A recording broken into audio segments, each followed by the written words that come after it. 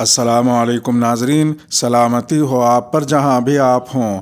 Calendar پر آج تاریخ ہے 15 رجب المرجب، انگریزی تاریخ 17 فروری ہے۔ اپنے میزبان راہی حجازی سے عالمی خبریں سنیے۔ بحرین پارلیمنٹ میں حجاب کا معاملہ اٹھا۔ بحرین کی پارلیمنٹ کے 23 اراکین نے بھارت میں تعلیمی اداروں میں حجاب پر پابندی کی مذمت کی ہے اور حکومت پر امتیازی فیصلے کو فوری طور پر ختم کرنے کے لیے بین الاقوامی دباؤ ڈالنے کا مطالبہ کیا ہے۔ بحرین کی پارلیمنٹ نے متفقہ طور پر الاصالہ بلاک کے صدر اور سروسز کمیٹی کے چیئرمین احمد الانصاری کی سربراہی میں 23 اراکین پارلیمنٹ کی ایک فوری تجویز کو منظور کیا، جس میں بھارت میں مسلم اقلیت کے ساتھ اس طرح کے امتیازی سلوک کے خلاف بیان جاری کرنے پر زور دیا گیا۔ واضح رہے کہ مسلمانوں کے ساتھ امتیازی سلوک کی وجہ سے بھارت پر بین الاقوامی دباؤ بڑھ رہا ہے۔ اس سے قبل امریکہ نے بھی امتیازی ایکٹ کے خلاف اپنے تحفظات درج کرائے تھے۔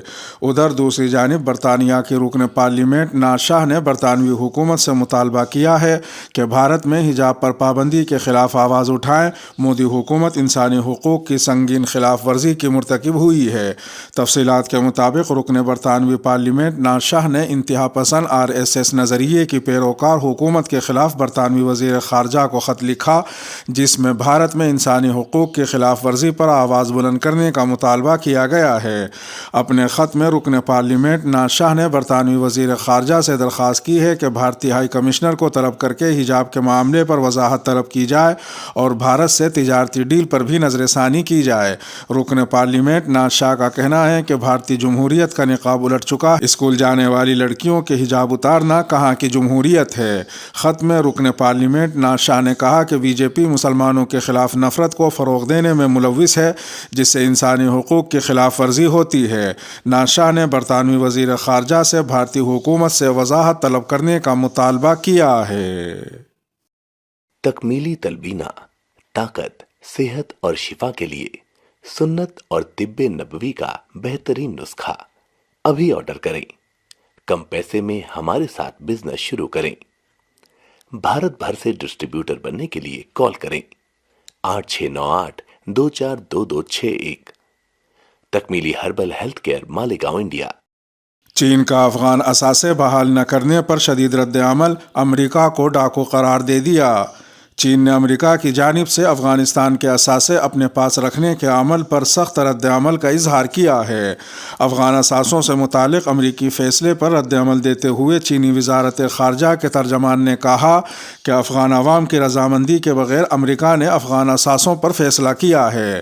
ترجمان چینی وزارت خارجہ نے یہ بھی کہا کہ امریکہ نے افغان عوام کی مرضی کے بغیر افغان اثاثے اپنے پاس رکھے۔ امریکہ کا یہ عمل ڈاکوؤں کے طرز عمل سے مختلف نہیں ہے۔ چینی وزارت خارجہ کے ترجمان نے مزید کہا کہ امریکی فیصلے سے پھر ثابت ہوا کہ امریکہ اپنے دعووں کے برعکس کمزوروں کا دفاع نہیں کرتا۔ ثابت ہوا کہ امریکہ اپنے فیصلے صرف اپنی بالادستی کے لیے کرتا ہے۔ چینی ترجمان کا یہ بھی کہنا تھا کہ افغان عوام کے مجرم امریکہ کو افغان عوام کی مشکلات بڑھانی نہیں چاہیے۔ چینی وزارت خارجہ کے ترجمان نے مطالبہ کیا کہ امریکہ کو افغان عوام کے تمام اثاثے غیر منجمد کرنے چاہیے اور افغانستان سے یک طرفہ پابندیاں جلد ہٹانی چاہیے۔ ترجمان کا یہ بھی کہنا تھا کہ امریکہ کو افغانستان میں انسانی بحران کم کرنے کے لیے اپنی ذمہ داری قبول کرنی چاہیے۔ یاد رہے کہ چند روز قبل امریکی صدر جو بائیڈن نے ایگزیکٹو آرڈر پر دستخط کے ذریعے امریکی بینکوں میں موجود افغان حکومت کے اثاثوں میں سے $3 ارب 9/11 کے متاثرین کو دینے کی منظوری دی تھی۔ افغانستان میں طالبان کا ایک مضبوط فوج قائم کرنے کا منصوبہ۔ افغانستان میں طالبان حکومت کے قائم مقام وزیر دفاع نے 1,10,000 فوجیوں پر مشتمل ایک مضبوط افغان فوج تیار کرنے کا اعلان کیا ہے۔ قائم مقام افغان وزیر دفاع ملا محمد یعقوب نے اپنے پہلے ٹیلی ویژن انٹرویو میں افغان ریڈیو ٹیلی ویژن کو بتایا کہ طالبان قیادت نے نئی فوج کی تشکیل کے منصوبے کی منظوری دے دی ہے۔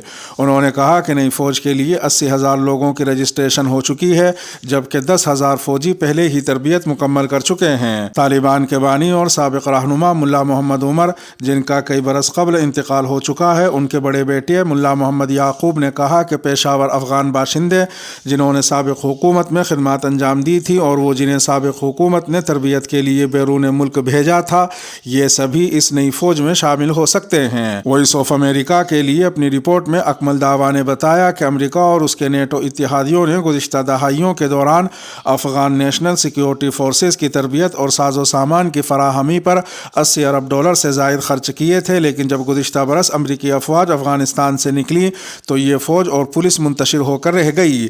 افغانستان کی تعمیر نو کے لیے امریکہ کے خصوصی انسپکٹر جنرل سے توقع کی جا رہی ہے کہ وہ اگلے ماہ کانگریس میں یہ رپورٹ پیش کریں گے کہ ان کے ساز و سامان کا کیا ہوا۔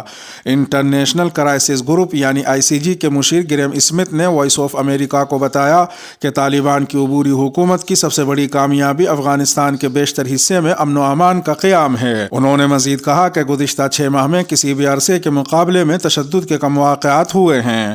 واضح ہے کہ طالبان حکام کا کہنا ہے کہ مارچ کے وسط تک لڑکیوں اور خواتین کے اسکول اور یونیورسٹیز کھل جائیں گی، لیکن انہوں نے خواتین کے مغربی طرز کے حقوق کے حوالے سے کوئی وعدہ نہیں کیا ہے۔ صومالیہ، فوج کے مراکز پر 2 خودکش حملوں میں 6 افراد ہلاک۔ صومالیہ کے دارالحکومت موغادیشو میں فوج پر حرکت الشباب تنظیم کے حملے میں ہلاک ہونے والوں کی تعداد 6 ہو گئی ہے۔ العربیہ نیوز چینل کے نمائندے کے مطابق 2 خودکش حملہ آوروں نے صومالیہ کے دارالحکومت کے اطراف فوج کے 2 مراکز کو نشانہ بنایا۔ حکومت نے بتایا ہے کہ شدت پسند تنظیم حرکت الشباب نے بدھ کو اعلی صبح موغادیشو کے نواحی علاقوں میں پولیس فورس اور چیک پوائنٹس پر حملے کیے۔ اس سے قبل صومالیہ کے داخلی امن کے وزیر عبداللہ نور نے بتایا تھا کہ آج صبح سویرے دارالحکومت موغادیشو شدید فائرنگ اور زوردار دھماکوں سے گونج اٹھا۔ اپنی ٹویٹ میں نور کا کہنا تھا کہ دہشت گردوں نے موغادیشو کے نواح میں حملہ کیا اور پولیس مراکز اور چیک پوائنٹس کو نشانہ بنایا۔ انہوں نے مزید کہا کہ ہمارے اہلکاروں نے دشمن کو ہزیمت سے دوچار کر دیا۔ واضح رہے کہ القاعدہ تنظیم کے ساتھ مربوط حرکت الشباب ملک میں مرکزی حکومت گرانے کے لیے کوشاں ہے۔ یہ وقتاً فوقتاً حکومتی اہداف پر حملے کرتی رہتی ہے۔ تازہ ترین کارروائی پر ابھی تک حرکت الشباب کی جانب سے کوئی تبصرہ نہیں کیا گیا ہے۔ اسرائیلی صدر اسحاق ہرزوگ جلد ترکی کا دورہ کریں گے۔ رواں ہفتے ترکی کا ایک اعلیٰ سطحی وفد اسرائیل کا دورہ کرے گا، جس کے فوری بعد اسرائیلی صدر اپنے ہم منصب سے ملاقات کرنے انقرہ جائیں گے۔ عالمی خبر رساں ادارے کے مطابق اسرائیل کے صدر اسحاق ہرزوگ عنقریب ترکی کا دورہ کریں گے، جس سے دونوں ممالک کے درمیان 2010 سے منقطع تعلقات کی بحالی کی امید پیدا ہوئی ہے۔ اسرائیل کے صدارتی دفتر سے جاری بیان میں کہا گیا ہے کہ صدر رجب طیب اردوغان کے معاون اعلیٰ ابراہیم قالن اور نائب وزیر خارجہ سعادت اونال رواں ہفتے تل ابیب آئیں گے۔ اس دورے کا مقصد اسرائیلی صدر اسحاق ہرزوگ کے ترکی کے متوقع دورے کی تیاریوں پر تبادلہ خیال کرنا ہے۔ صدارتی دفتر سے جاری بیان میں مزید کہا گیا کہ اسرائیلی صدر اسحاق ہرزوگ ترک صدر کی جانب سے دی گئی دعوت پر انقرہ جائیں گے، تاہم دورے کی تاریخ سے متعلق بیان میں کچھ نہیں بتایا گیا۔ ترکی کے سرکاری نشریاتی ادارے TRT کے مطابق اسرائیلی صدر اسحاق ہرزوگ کا دورہ 9 اور 10 مارچ کو متوقع ہے۔ گزشتہ ماہ ترک صدر نے اشارہ دیا تھا کہ وہ اسرائیلی ہم منصب کے دورے کی امید رکھتے ہیں۔ گزشتہ ماہ کے آخر میں اسرائیلی صدر اسحاق ہرزوگ نے متحدہ عرب امارات کا دورہ بھی کیا تھا، جو کسی بھی اسرائیلی صدر کا متحدہ عرب امارات کا پہلا دورہ تھا۔ عرب ممالک سے اسرائیل کے تعلقات کی بحالی کے بعد سے صدر اسحاق ہرزوگ کافی متحرک ہو گئے ہیں۔